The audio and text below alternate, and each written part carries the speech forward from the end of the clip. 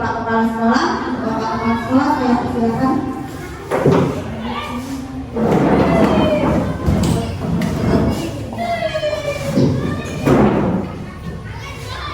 Terima kasih sebelumnya Pak Guru yang memperkenalkan sekali tentang IDP, yaitu mengintegrasi untuk memberikan suatu yang tidak baiknya dari program-program yang dibuatnya. Kemudian ini berjalan dengan lancar. Assalamualaikum warahmatullahi wabarakatuh. Pertama kali mari kita selalu mengucap puji syukur kepada Allah Subhanahu wa Ta'ala yang telah memberikan kita semua, sehingga pada pagi hari ini menjelang siang kita masih diberikan kesehatan keselamatan. Mudah-mudahan kita selalu dalam lindungan Allah Subhanahu wa Ta'ala dan mendapat ridho darinya. Amin ya rabbal alamin. Selanjutnya selawat bagi salam mari kita sambungkan kita hadirkan kepada akhir kita Nabi kita Nabi Muhammad SAW beserta keluarga sahabat sebelumnya. Bila kita selalu membaca selawat yang kita nikmati di rumah. Amin ya rabbal alamin. Yang terhormat Ibu Sulawesi sebagai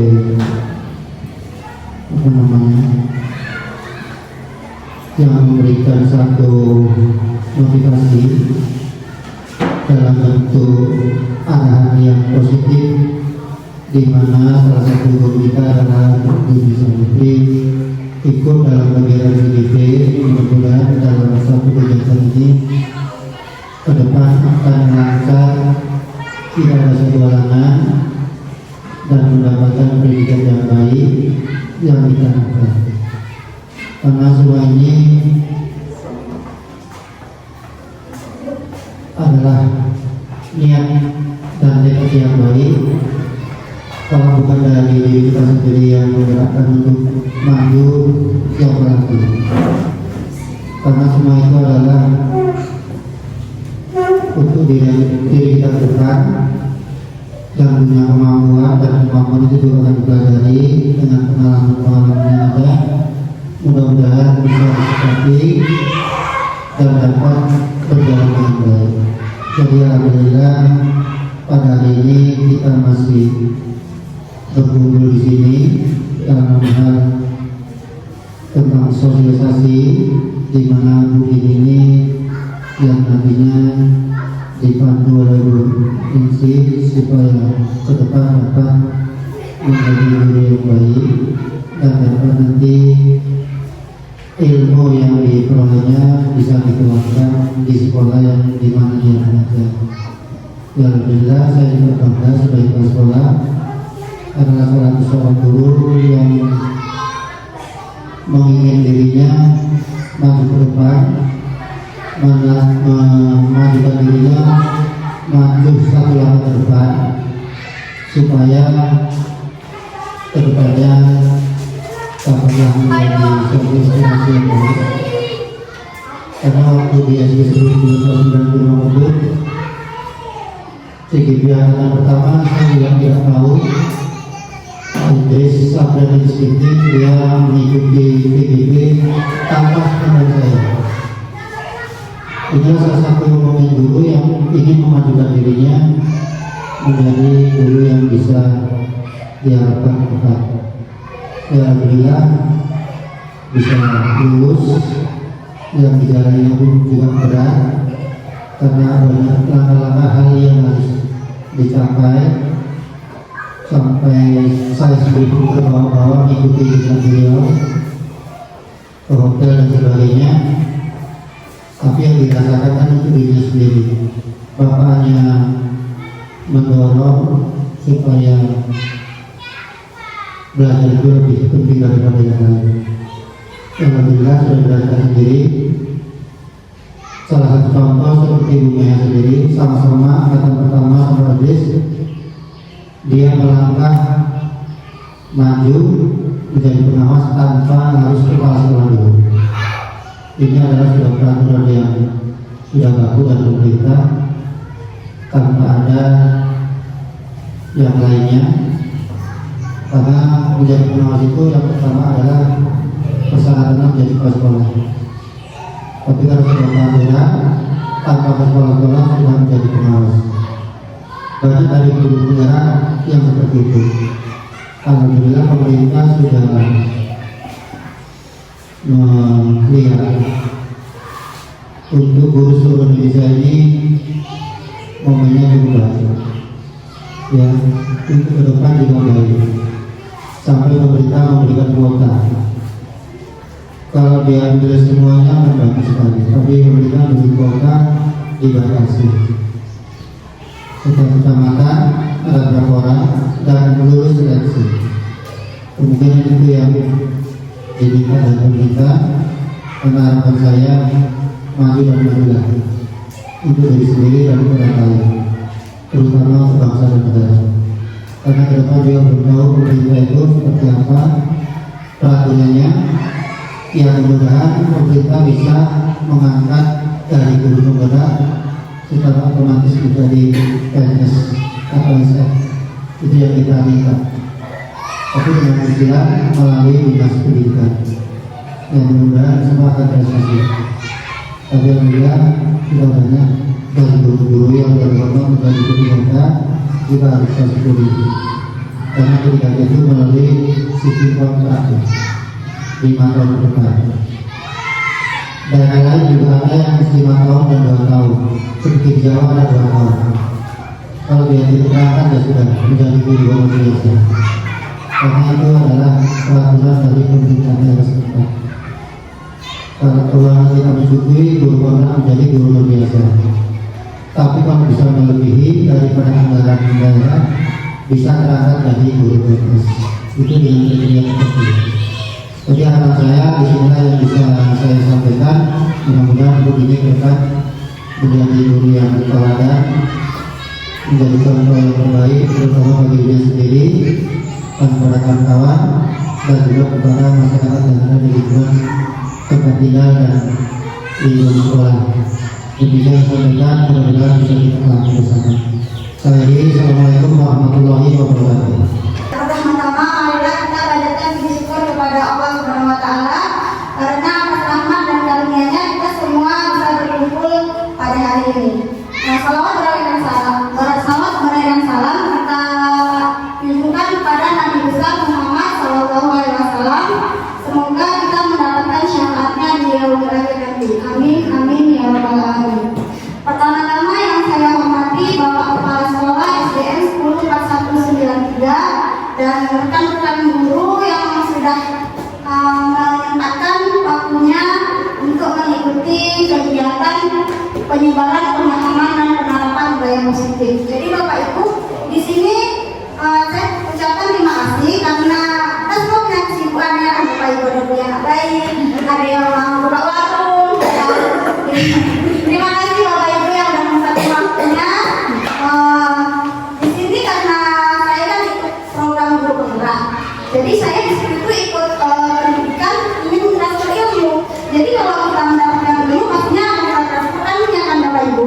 Nah di sini saya akan membawakan tentang materi budaya positif, menyebarkan pemahaman dan penerapan budaya positif. Saya di sini bukan maksud saya untuk guru menggurui atau saya di sini paling guru berkompeten atau guru yang paling bagus, gitu kan Bapak Ibu. Saya tidak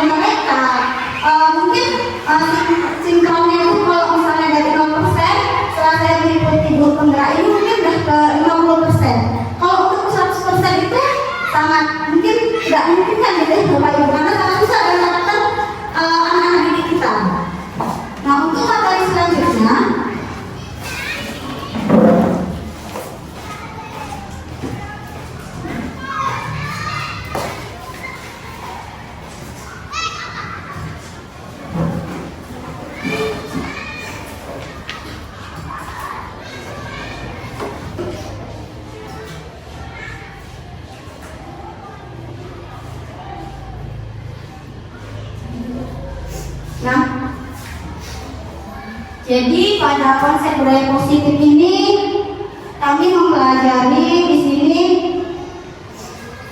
tentang konsep budaya positif ada 7. Yang pertama nanti kita akan mengetahui apa sih itu disiplin positif. Yang kedua nilai-nilai kebajikan. Nilai-nilai kebajikan apa sih yang ada di dalam budaya positif itu? Kemudian kebutuhan dasar manusia.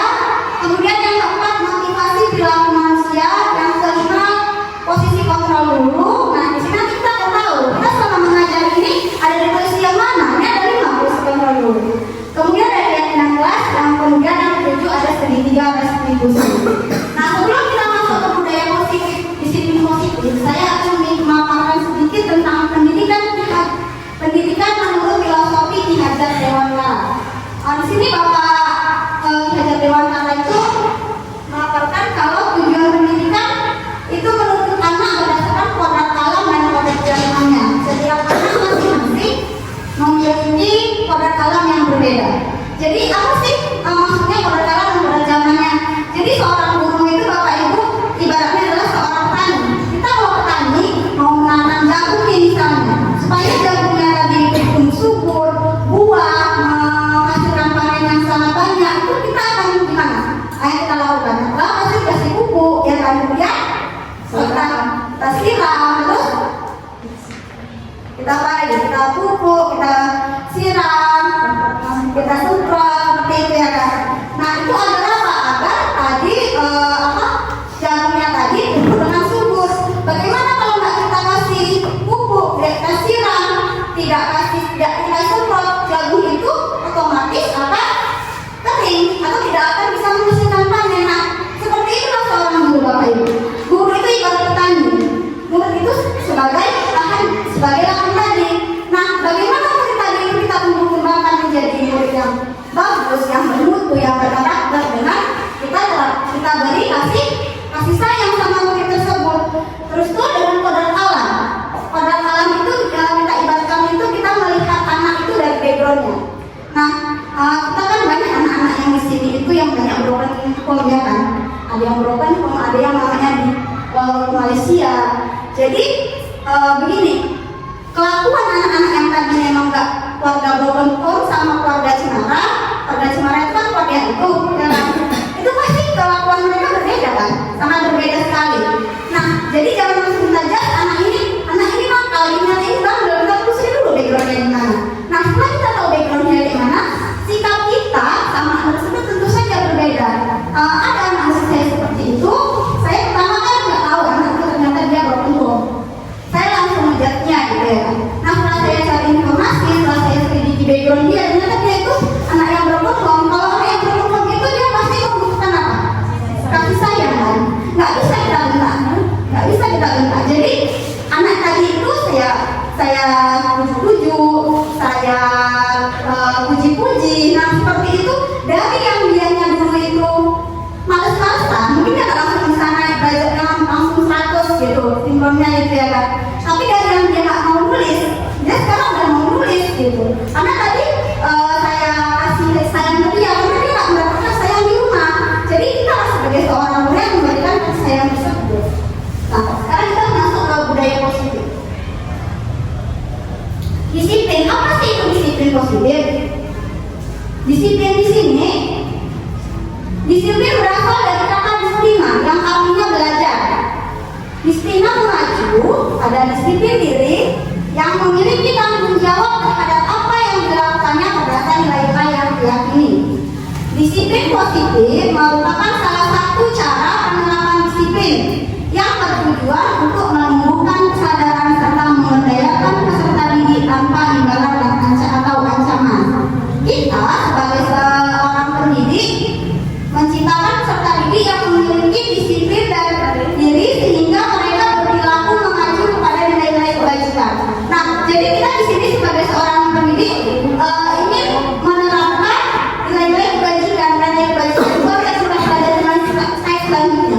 Nilai-nilai kebajikan universal dan memiliki motivasi intrinsik. Motivasi intrinsik itu apa? Bapak Ibu tahu nggak motivasi intrinsik? Ada yang tahu nggak motivasi intrinsik itu apa? Motivasi yang ada di dalam diri tanpa dorongan.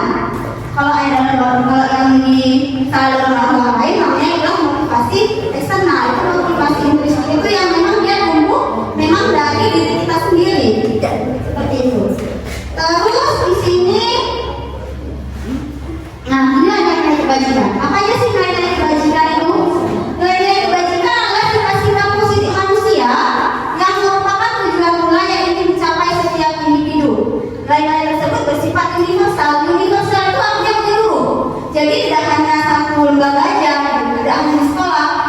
suku agama dan latar belakangnya. Nah, kalau kita menerapkan nilai kebajikan itu sesuai profil belajar Pancasila. Apa itu belajar profil Pancasila? Yang pertama, apa itu Bapak Ibu? Beriman. Yang pertama, profil Pancasila yang pertama apa? Beriman. Beriman dan bertakwa kepada Yang Maha Esa. Yang kedua, berkebinekaan global. Yang ketiga, gotong royong. Yang keempat, mandiri. Yang kelima, kreatif dan kenalan kritis. Jadi kalau yang beriman dan bertakwa ini kan sering kita lakukan. Contohnya apa? Contohnya kalau seperti kita di pembelajaran di dalam kelas, kita menerapkan namanya berdoa sebelum belajar dan sesudah belajar. Terus di setiap hari Jumat kita ya sama Ibu Lina yang Lina Suragama membacakan apa namanya Asmaul Husna ya. Nah itu kan sudah menerapkan karakter tadi itu beriman, bertakwa dan pada Tuhan Yang Maha Esa. Kalau untuk kebenaran global sering kita lakukan dengan apa? Dengan anak-anak tadi itu memakai pakaian adat. Jadi mereka itu tahu pakaian adat dari mana-mana aja, tidak hanya dari daerah tertentu. Terus untuk gotong royong sudah sering kita lakukan juga dengan anak-anak menjaga bakti atau membersihkan sekolah setiap hari Jumat, tidak setiap Jumat aja ya. Kalau misalnya ada kegiatan yang jam kosong itu kita harus melakukan kegiatan gotong royong bersih-bersih sekolah, bersih-bersih kelas. Terus ada mandiri, kreatif dan bernalar kritis. Terus dari yang Ibu Remedius Flora ada toleransi, rasa hormat, integritas, mandiri, menghargai, antusias, empati, kerjasama, dan komitmen. Untuk keterampilan hidup dapat dipercaya, lurus hati, mendengar yang baik, tidak merendahkan orang lain dan memberikan yang terbaik untuk diri sendiri. Nah, kemudian yang ketiga adalah motivasi perilaku manusia. Jadi Bapak Ibu, hukuman dan konsekuensi itu memiliki dua pengertian yang berbeda. Hukuman itu adalah sesuatu yang diterima bila kita melakukan kesalahan. Kita sebagai seorang guru pernah nggak menghukum anak-anaknya? Kita sebagai seorang guru pernah nggak? Pernah ya, dan Bapak Ibu saya juga dulu pernah melakukannya. Konsekuensi adalah tindakan yang telah dilakukan akibat perbuatannya didasari oleh kesepakatan bersama. Restitusi adalah tindakan yang dilakukan untuk mencari solusi. Jadi kalau restitusi ini, kalau anak-anak tadi berbuat masalah, nggak langsung kita hukum, nggak langsung kita jas, atau nggak kita langsung kita lagi. Tapi kita menyelesaikannya dengan diri mereka. Nanti restitusi ini ada di slide berikutnya itu ada kita bahas tentang bagaimana sih menerapkan restitusi itu di dalam kelas. Nah, ini untuk apa kita akan saya akan memaparkan di sini contoh hukuman, konsekuensi dan restitusi. Hukuman itu adalah seorang siswa dihukum dari lapangan karena terlambat sekolah, itu adalah sebagai hukuman. Kalau konsekuensi, seorang siswa sering membolos sekolah. Konsekuensi logisnya adalah siswa tersebut tidak siap untuk ikut ujian karena tidak memahami materi pelajaran. Jadi ada sebab, ada akibat kalau konsekuensi tersebut. Apa dia sebabnya? Dia tidak terima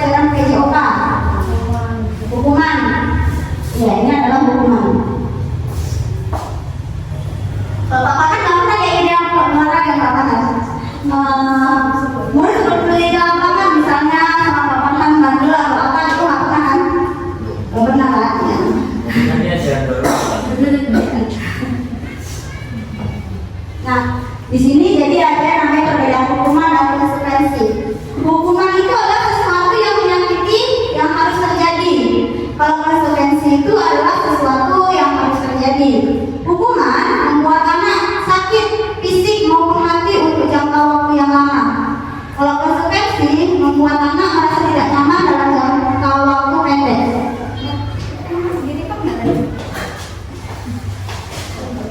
Anak membenci kedisiplinan dalam hubungan. Anak tadi sering disiplin, jadi anak membenci kedisiplinan. Soalnya kamu tahu nggak karena dari lapangan, aku tak suka ya, aku sering pulang ke sekolah pastinya juga. Karena dia benci sama disiplin, jadi nanti dia buat. Anak memakai disiplin, paksaan, stimulus dan tanggapan, mendorong anak menyakiti diri sendiri. Kemudian konsekuensinya mendorong anak agar mudah menyesuaikan diri. Konsep diri yang buruk, konsep diri yang baik. Anak belajar untuk menyembunyikan kesalahan. Anak belajar untuk mengakui peraturan. Kalau ini tadi karena dia takut sering dihukum, jadi dia selalu membunyikan ini. Misalnya, kamu nggak kerjakan PR, ayo kamu ini enggak sampai 10 kali. Tapi anak-anak itu karena merasa takut, dia pasti tidak laku. Sering gitu kan? Menurut saya sering seperti itu karena dulu saya hukum. Siapa di sini yang kerjakan PR? Sekarang problem itu banyak sekali ya Bapak Ibu. Kita kasih PR, anak-anak itu sering tidak mengerjakan PR, ya kan? Padahal sudah kita beri semangat anak-anak itu. Sebenarnya kalau kita mendidik anak itu nggak hanya kita sebagai guru, tapi juga ya orang tua juga harus memberikan pendidikan di dalam rumahnya. Terus kalau anak tadi dihukum, pasti dia merasa marah, merasa bersalah, dipermalukan, merasa tak dihargai. Kalau konsekuensi tadi kehilangan hak, membuat tidak nyaman, diasingkan untuk sementara atau time out. Nah, ini ada kasus IFA ya. Bacalah kasus Ibu Anas di bawah ini dan cobalah untuk pertanyaan-pertanyaan diberikan. Jadi ada kasus nama seorang muda ada Iva. Iva kurang menguasai materi pelajaran matematika sehingga pada saat pelajaran tersebut berlangsung dia lebih banyak berdiam diri atau menggambar di buku pelajarannya. Pada saat guru matematikanya Pak Seno menanyakan pertanyaan, Iva menjadi gugup dan tak sengaja menjatuhkan tasnya dari kursi serta tiba-tiba menjadi gagap pada saat berupaya menjawab. Seluruh kelas pun tertawa melihat perilaku Iva yang bicara tergagap Iva dan terkejut tersebut. Pak Seno pada saat itu membiarkan teman-teman Iva menertawakan Iva yang tergagap dan malu luar biasa, dan malahan minta Iva untuk maju ke depan dan berdiri di depan kelas sambil menunjuk ibunya karena tidak bisa menjawab pertanyaan Pak Seno. Kelas makin gaduh dan anak-anak pun menertawakan Iva di depan kelas memegang hidung-hidungnya. Jadi problemnya di sini Pak Seno tadi ketika anak tidak bisa mengerjakan tugas langsung suruh maju ke depan dan suruh tunjuk hidung gitu. Jadi itu mempermalukan anak murid.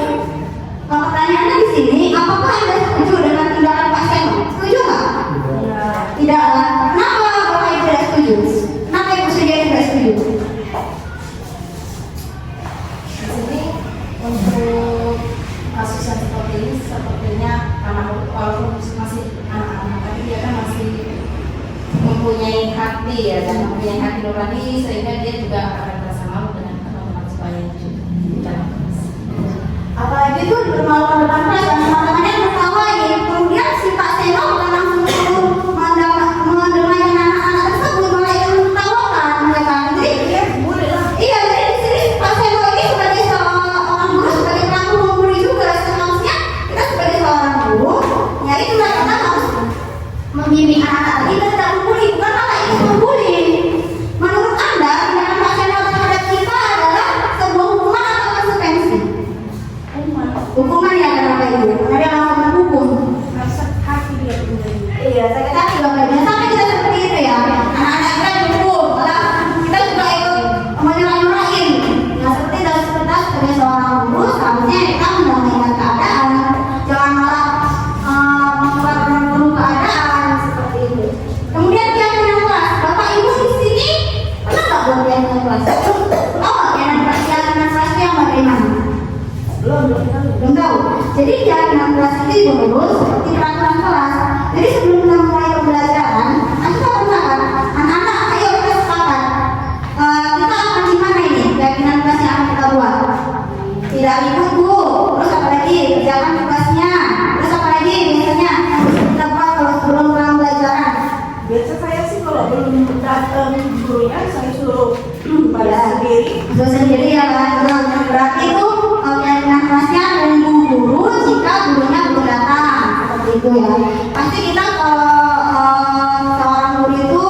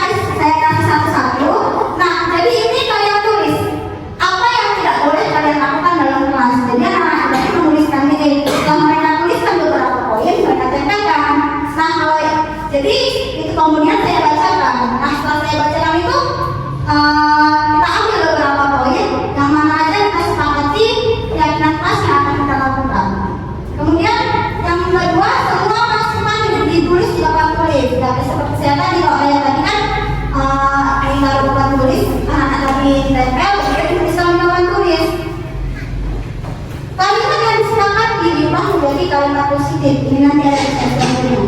Guru mengecek kalau murid mengulang dan mengingat. Jadi harus kita ingatkan anak-anak itu kan kalian buat pelajaran kelas kita. Jadi harus diingat, harus dilakukan. Sebaiknya keyakinan sekolah kita buat 3 atau 7 aja. 3 atau 7 aja ya Bapak Ibu. Jangan sampai 1 papan tulis. Itu namanya bukan keyakinan kelas. Itu namanya apa? Curhat ya. Itu kalau misalnya kita banyak itu namanya curhat. Letakkan di tempat strategis yang mudah dilihat. Seharusnya yang seperti itu. Kalau kita buat keyakinan kelas, kita sepakati bersama, terus kita buat di mading-mading seperti ini. Jadi anak-anak bisa baca. Tapi kalau saya karena kelas saya itu khusus, jadi tiap hari saya buat aja itu. Bagaimana kalau saya diskusikan sama anak-anak. Nah, untuk tadi yang susunan keyakinan kelas sesuai prosedur pembentukan keyakinan sekolah. Gantilah kalimat-kalimat dalam bentuk negatif menjadi positif. Contoh kalimatnya, jangan buang sampah sembarangan. Jadi jangan seperti itu kita buat, tetapi kita buat buanglah sampah pada tempatnya. Kalau kalimat negatifnya seperti ini, jangan ribut dalam kelas. Kalimat positifnya gimana ya? Jangan ribut di dalam kelas. Berarti kalimat positifnya yang kita ubah gimana? Jangan atau jangan? Tenang saat belajar. Tenang saat belajar seperti itu. Kalau ada kata jangan ini, biasanya semakin kita belajar, semakin dilakukan. Contohnya itu saya ada pernah lewat, jangan lihat diri, tapi kita lagi penasaran, lagi saya lihat, ya kan? Pokoknya kalau ada kata jangan terus lagi kita lakukan, terus lagi penasaran. Lalu kembalikan buku pada tempatnya, dan pasti akan bertanggung jawab, ya bertanggung jawab mengembalikan buku di tempatnya. Dilarang mengganggu orang lain, itu menghormati orang lain. Hadir di sekolah 15 menit sebelum pembelajaran dimulai. Menghormati orang lain atau berkomitmen. Dilarang melakukan kekerasan, keselamatan, menghormati orang lain. Dilarang menggunakan narkoba, itu adalah kesehatan keyakinan kelasnya. Bergantian atau menunggu giliran, menghormati orang lain dan bersabar. Gunakan masker, itu adalah kesehatan dan keselamatan siswa. Jangan berlari di kelas, itu adalah tentang keselamatan dan keamanan. Nah, di sini kebutuhan dasar manusia. Kebutuhan dasar manusia itu ada 5, cuma di sini apa ya? Kebutuhan dasar manusia ada 5. Yang pertama adalah survival atau bahasa sekarang itu survive. Survive itu apa? Bertahan hidup. Kita walaupun kita banyak masalah, kita di sini siapa orang punya masalah nggak? Punya masalah ya kan? Jadi dia tuh bahasa Jaksel ya, bahasa Inggris sih. Cuma kalau orang Jaksel itu bilangnya itu survive, kita harus bertahan hidup. Nah, kita harus bertahan hidup itu dengan apa aja? Yang pertama itu ada dia tentang cinta dan kasih sayang. Setuju nggak? Kita hidup itu membutuhkan cinta dan kasih sayang, ya kan? Membutuhkan cinta kasih sayang dari seorang suami yang udah punya suami, yang punya pacar, biasanya orang pacar, orang tua, adik, atau anak murid, ya kan? Seperti itu. Jadi pun kalau anak murid itu membutuhkan kasih sayang dari kita. Mereka itu membutuhkan apa lagi saya bilang tadi? Anak-anak yang dia itu backgroundnya itu broken home, atau juga dia keluarganya utuh tapi mamanya itu pergi merantau ke Malaysia.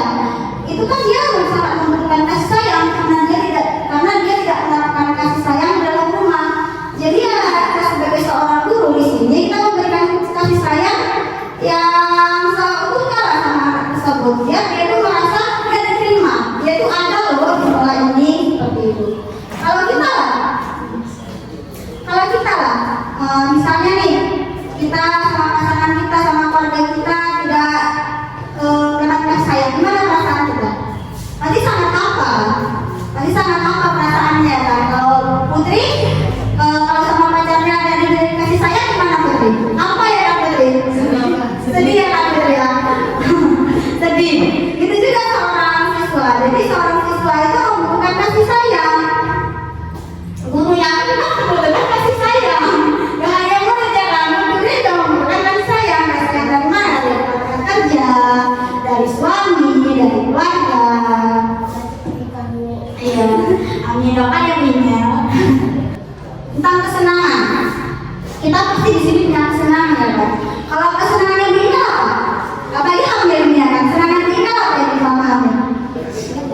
Senangnya apa? Kalau hidup ikutin. Udah mana terhenti ya. Kalau kesenangannya bersedia apa? Bersedia pasti setiap kita manusia punya kesenangan kan? Bersedia senang apa? Kerja duit ya, masa senang kerja duit ya. Kalau bukunya apa senangannya? Apa sih ada Iya kan? Iya. Pasti kita juga kalau punya uang itu sama sih nggak senang beli apa? Apalagi beli mana? Beli masak. Kalau kesenangannya apa sih beli masak? Beli masak sebenarnya kan dimasak. Ya kan? Beli masak sebenarnya kan dimasak ya. Kalau bapak kan apa bapak kan kesenangannya? Oh bapak kan dia kesenangannya giting. Ya kan? Belum ada beban. Apa? Belum ada beban ya sama kita nggak pantang. Sebenarnya kita healing ya kan. Kalau dengan healing itu kita bisa menjadikan pikiran kita. Nah begitu juga anak muda. Anak muda itu punya kesenangan. Apalagi kita tahu kalau anak-anak itu hobi mereka memang bermain. Ya kan? Jadi ada anak-anak yang senangnya dia usil sama temennya. Ada yang anak-anak itu senangnya dia lari sana lari ke sini. Ya kan? Itu adalah kesenangan mereka. Ya kita sebagai seorang guru SD, ya kita biarkan aja itu udah menanggung anak seperti itu. Terus penguatan itu dia tuh power itu artinya dia ingin diakui di sini itu dia contohnya itu misalnya kalau di kelas saya gini, ayo sebenarnya ada buka kelas cuma ayo buka kelas silakan. Jadi banyak tuh anak-anak murid yang misalnya gitu, itu mereka itu power penguasaan mereka itu yang diakui juga gitu kan, seperti itu. Kita juga kalau misalnya Putri, kalau misalnya HTS-an itu pasti saya ngerti ya Bu Putri ya. Ya kan Bu Putri. Nah itu kan kita pasti ada rasa diakui, ingin ada rasa diakui, ingin ada rasa diterima, begitu juga kan Bu Putri. Kebebasan. Kalau kebebasan itu anak-anak itu dalam arti itu dia ingin bebas belajar. Jadi ada yang namanya kalau kita pernah bimbing waktu di mana itu kayak bakon, ada pembelajaran berdirigensi. Bu Sugi ini pasti ada pernah tahu ya kan Bu Sugi pembelajaran berdiferensiasi, ya kan? Itu adalah pembelajaran yang memang sesuai dengan anak-anak siswa. Ada yang secara visual, dia ada yang secara visual, ada yang secara audio, ada yang secara memang mendengarkan, ada kan? Kan di kelas kita juga ada yang mendengarkan, jadi itu tidak ada kan? Berbeda-beda setiap individu. Ada yang dia rasa, itu namanya kinestetik. Jadi sebelum saya mempelajari di modul ini, dulu waktu saya kan sedang melakukan speaking. Kalau speaking itu kan melakukan kegiatan fisik. Jadi kalau dulu ada anak yang ikut, ayolah yang mana? Ayolah kita semua bergerak. Nah kalau saya ikuti tadi ini, ternyata sih anak itu berbeda-beda. Ada anak yang nggak menyukai tentang speaking, dia harus tahu bergerak. Jadi kalau sekarang dia nggak bergerak, saya biarkan. Sekarang dia tidak mengganggu temannya. Sekarang dia ketika speaking tidak dengan dalam meja. Itu memang sudah kayak belajar dia karena kinestetik. Kalau yang kinestetik bapak ibu yang suka gerak, oh senang sekali itu ada ya kan, senang sekali. Saya paling depan paling semangat. Apalagi kalau saya video kan, pasti anak itu udah maju ke depan. Kalau anak yang lagi introvert, ya itu bahasa sekarangnya ya, introvert dia emang nggak mau bergerak juga, dia pasti akan menjauh. Nah saya biarkan aja, itu memang hak dia. Kita juga tidak boleh memaksa anak tersebut, itu biarkan saja. Nah ini ada kasus. Ada kasus, nanti di sini kita akan mengetahui kebutuhan dasarnya itu apa aja. Ada yang penguasaan, ada yang kesenangan. Dari kasus ini, Ibu Ria guru kelas 6 SD pernah sedang bingung menghadapi ulas salah satu murid di kelas bernama si Agus. Beberapa anak telah datang dan mengeluhkan Agus yang seringkali meminta bekal makan siang mereka dengan paksa. Jika Anda menghadapi suatu situasi seperti Ibu Ria, apa yang akan dilakukan? Banyak kasus seperti ini ya kan, anak-anaknya bawa bekal, royok itu anak-anak tersebut ya kan. Agus lapar dan orang tuanya tidak membawakan bekal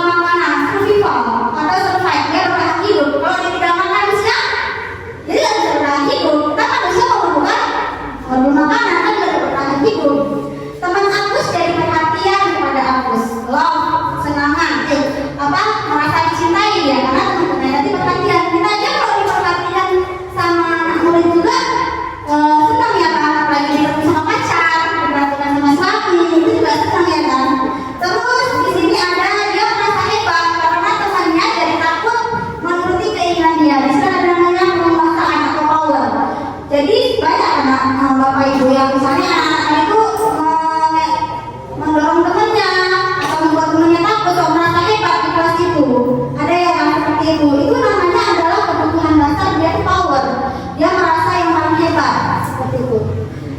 Terus ada Agus merasa bosan dengan bekal yang dibawakan orang tuanya karena selalu bekal yang sama, itu kebebasan.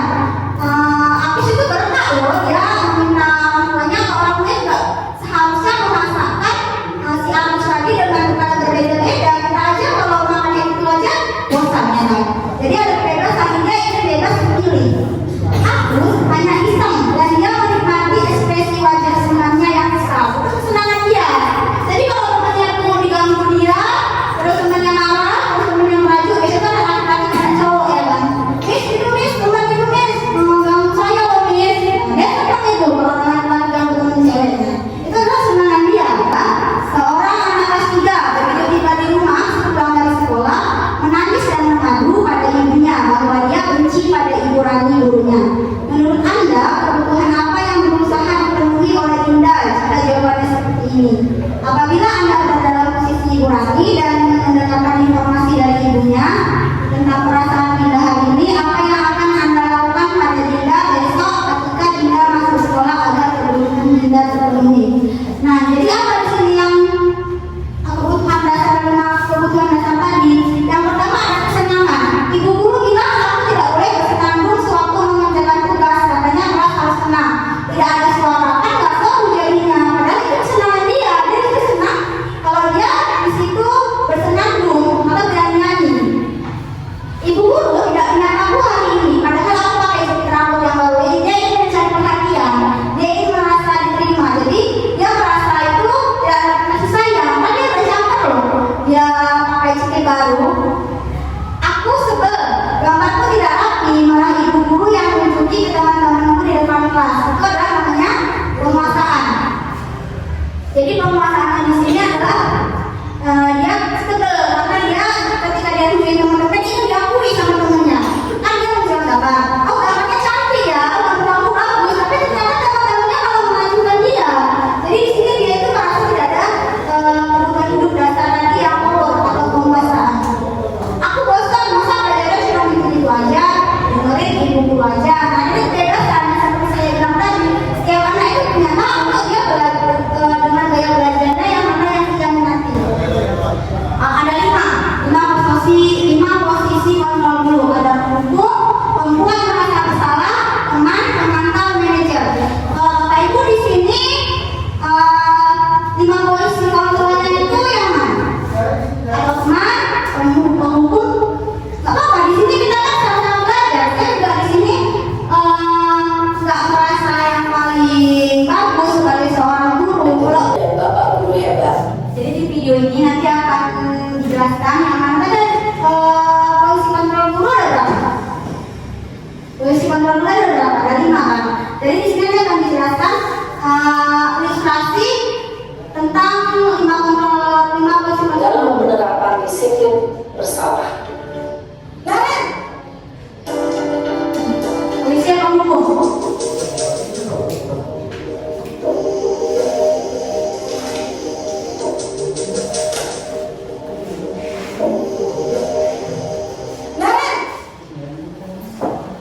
Sini kamu. Selamat pagi, Bu.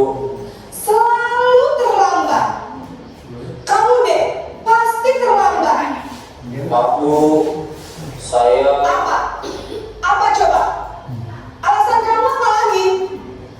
Kapan sih kamu tidak terlambat? Malas sekali ya kamu jadi anak. saya Dasar pemalas. Gak kapok-kapok sih kamu. Sudah berapa kali terlambat? Sana, kamu keliling lapangan basket 2 kali. kenapa saya harus keliling lapangan basket, Bu? Kenapa? Kamu ngelawan ibu. Berani-beraninya jawab. Sudah terlambat, masih berani jawab pula. Sekarang, keliling lapangan basket 5 kali sekalian. Biar kapok. Cepat. Pergi sana ke lapangan basket. Posisi penghukum biasanya berbicara dengan nada tinggi, menghardik, menunjuk-nunjuk, menyakiti, dan menyindir. Hukuman bisa berupa fisik maupun psikis. Ibu dan bapak guru ketika guru berada pada posisi pemukul adalah murid cenderung akan memberontak, bahkan menyimpan dendam.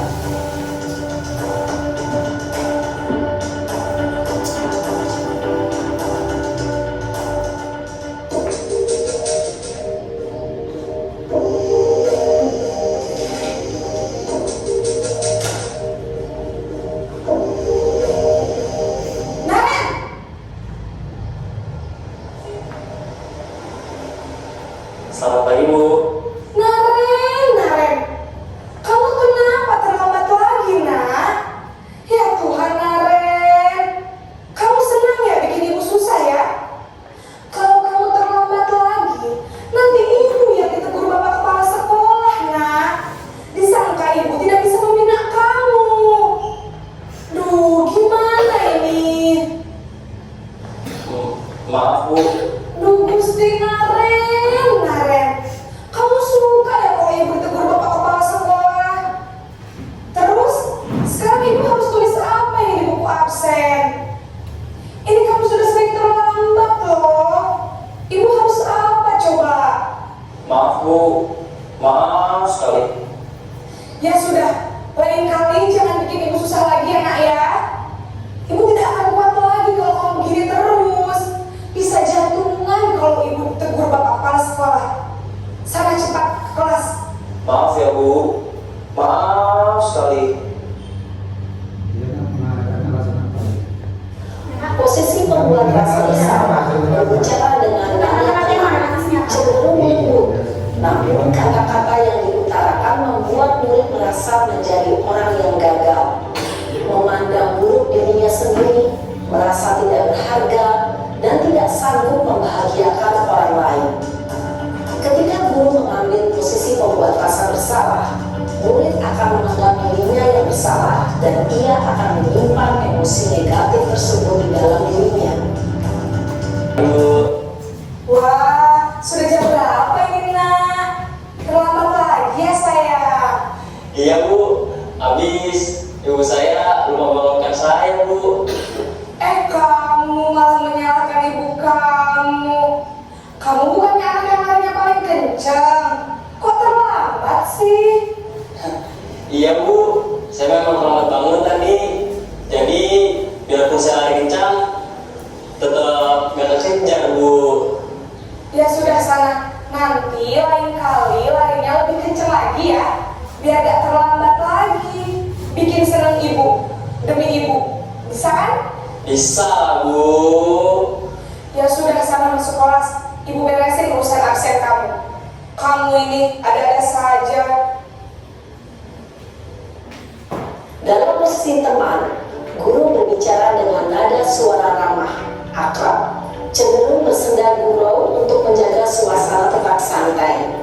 Murid akan merasa senang, aman, dan akrab dengan guru. Identitas yang tercipta adalah identitas sukses atau berhasil. Namun, perlu diingat, karena ini masih dorongan eksternal, maka ada faktor ketergantungan dari murid kepada orang tertentu. Di sini, guru absennya, sehingga di lain waktu, murid bisa berperilaku baik. Yang keempat ada kondisi memasang.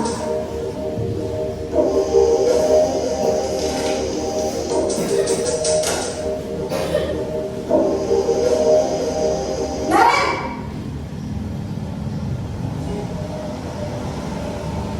Selamat pagi, Bu. Naren, apa peraturan sekolah kita tentang jam berapa kita harus masuk sekolah, nak? Kita harus di sekolah jam 7, Bu. Iya betul, sekarang sudah jam 7.20. Naren sudah tahu konsekuensinya jika terlambat hadir. Paham, Bu. Saya harus tinggal kelas pas jam istirahat selama 20 menit. Iya benar, konsekuensinya demikian. Jadi nanti jam 9.30 pas istirahat, kamu harus tinggal di kelas, kerjakan tugas tambahan untuk ketertinggalan kamu, ya? Baik, Bu. Posisi pemantau mengandalkan penghitungan atau data untuk mengontrol murid. Guru mengarahkan murid berdasarkan peraturan dan konsekuensi. Seorang pemantau menunjukkan bahasa tubuh dan ekspresi wajah yang datar.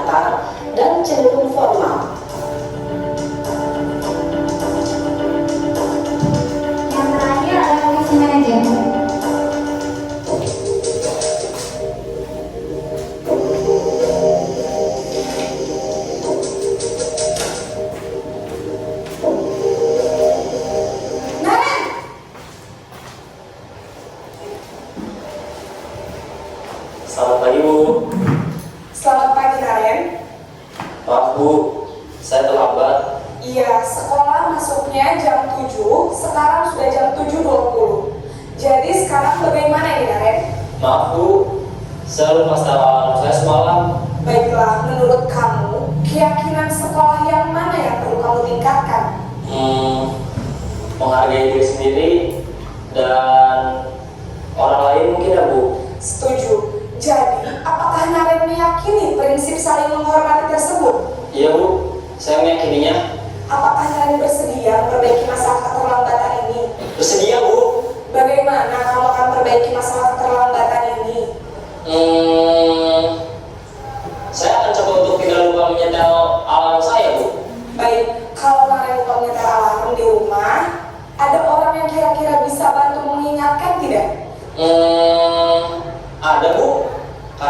Setelah menonton video ini, berada di posisi kontrol manakah Bapak Ibu sekarang? Kalau posisi adalah ada posisi kontrol.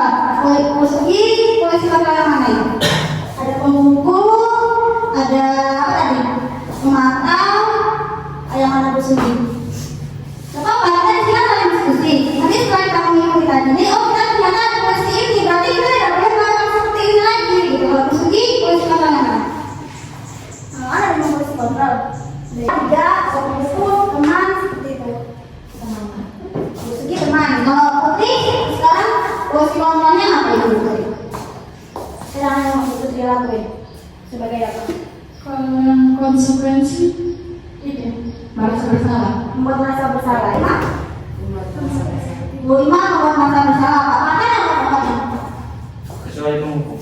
Kecuali hukum. Berarti kalau kan membuat merasa bersalah, teman dan pendapatannya, terus memantau, terus manajer. Kalau penghukum itu dia tuh seringnya tuh menghardi, menunjuk-nunjuk, menyakiti. Pembuat merasa bersalah, ceramah dan mengatakan seharusnya kamu seperti ini. Saya kecewa loh kamu seperti itu. Kalau teman dia membuatkan alasan-alasan untuk muridnya. Kalau pemantau menghitung atau mengukur kesalahan siswa tersebut.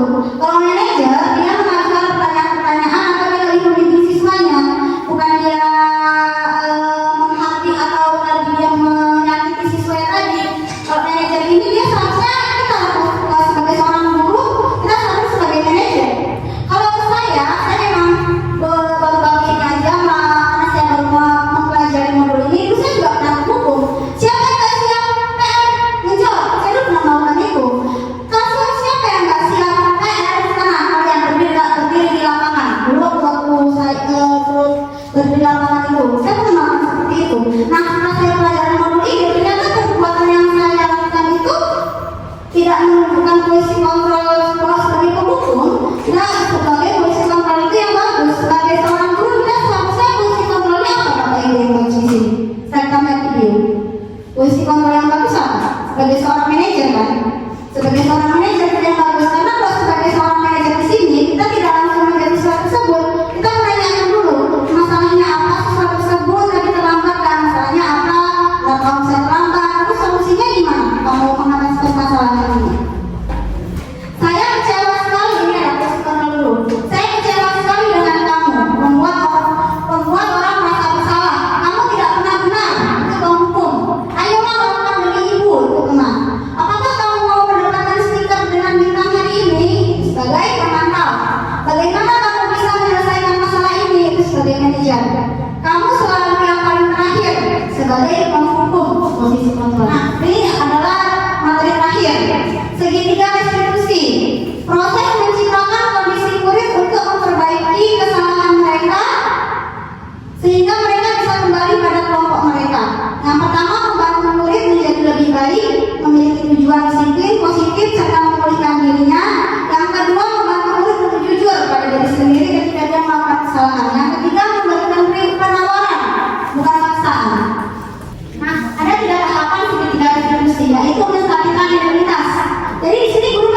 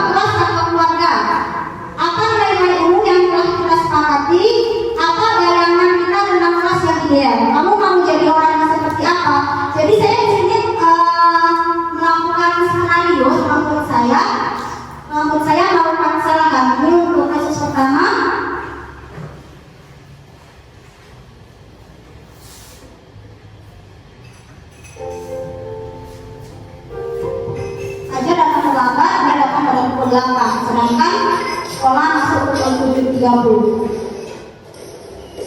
Assalamualaikum. Ada tahu nggak masalah saya ini? Tahu. Ada yang tahu enggak? Sudah tahu saya.